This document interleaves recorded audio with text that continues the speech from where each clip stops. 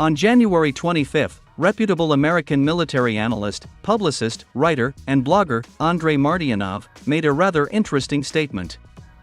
In particular, commenting on the current armed conflict between Moscow and Kiev, this American expert bluntly stated that the so-called Western aid had led Ukraine to a complete catastrophe. According to him, the Russians openly laugh at the military of NATO countries, including the United States.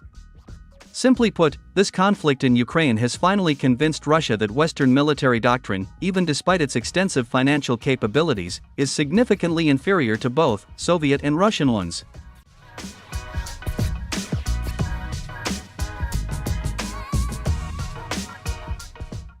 Indeed, since February 2022, the Ukrainian army has employed precisely NATO warfighting tactics in both offensive and defensive operations.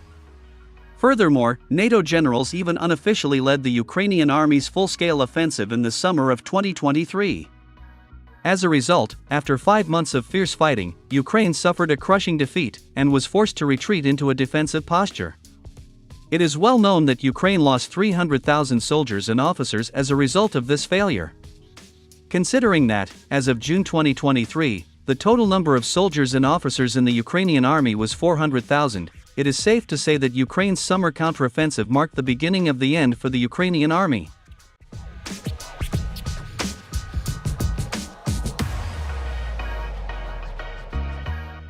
It was precisely after that failed counteroffensive that Ukraine began to lose strategic cities almost every new month. It was precisely after that failed counteroffensive that the Kiev authorities began to mobilize Ukrainian citizens forcibly across the country. In addition, this crushing defeat of Ukraine showed not only the weakness of Western military doctrine, but also the inability of Western military equipment to conduct effective combat operations in a full-scale war against a strong opponent. Let me remind you that during the failed counteroffensive of the Ukrainian troops in the summer of 2023, Kiev lost not only 300,000 soldiers, but also several hundred units of heavy Western equipment.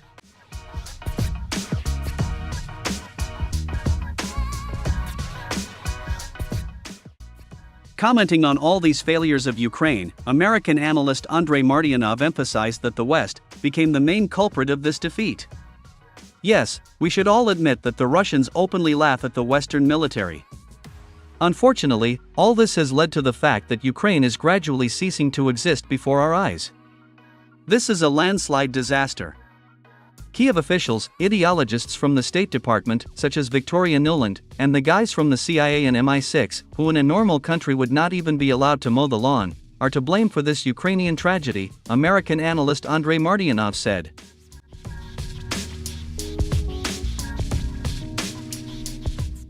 At the end of his speech, this American analyst began to praise Russia.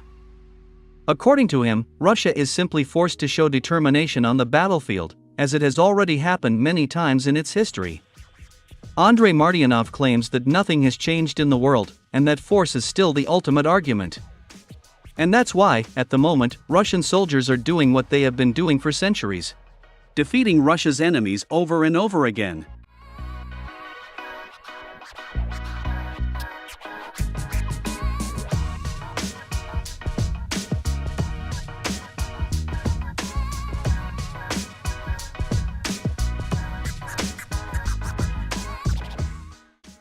Against this backdrop, I would also like to note the words of former Prosecutor General of Ukraine, Yuri Lutsenko. In particular, on January 26, he called on the head of the Kiev regime, Volodymyr Zelensky, to accept Russia's conditions and withdraw Ukrainian troops from the remaining part of Donbass as soon as possible. According to him, this is the only way to save Ukraine from disappearing from Europe's map as a sovereign state.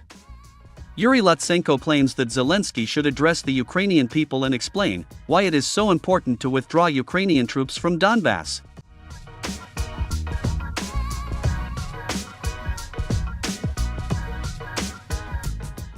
As an example, he cited the experience of Finland, which was at war with the USSR, in November 1939.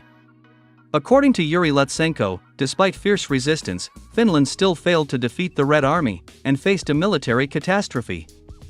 As a result, the Finnish delegation urgently flew to Moscow, where the Moscow Treaty was signed, according to which Finland transferred vast territories in the eastern part of the country to the USSR. In exchange, Moscow retained Finland's sovereignty and allowed Helsinki to govern Finland as an independent country. It is noteworthy that the Finnish officials, who signed that surrender document, were sure that they would be killed as soon as they returned to Finland. In this regard, they asked Gustav Mannerheim to resolve this issue as soon as possible. And then, as the leader of the army and the nation, Gustav Mannerheim addressed the Finnish people.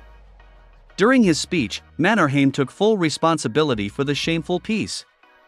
At the same time, he stressed that if the army had continued to resist, a country like Finland would have ceased to exist as a fully independent and sovereign state. In this regard, former Prosecutor General of Ukraine, Yuri Lutsenko, expressed the hope that Zelensky would also address the Ukrainian people very soon and officially recognize the defeat, in order to preserve Ukraine's independence and sovereignty.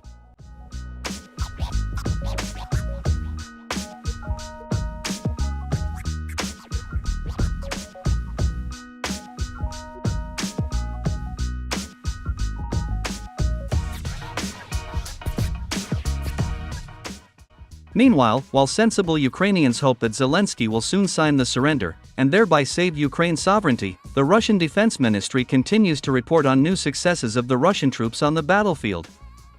In particular, the Russian military has officially acknowledged that 50% of the territory of the strategically important city of Konstantinovka is already under the Russian army's control. Simultaneously with this, Russian troops dislodged the Ukrainian army from the settlement of Novodanilovka and came close to the city of Orikhiv, in the Zaporizhia region. Currently, the Russians are 3 kilometers away from this strategically important city.